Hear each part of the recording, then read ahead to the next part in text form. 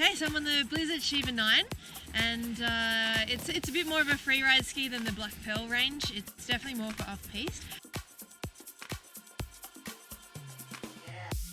It's double rocker, it's quite light. You can see there's a bit of metal in the middle here stiffening it up.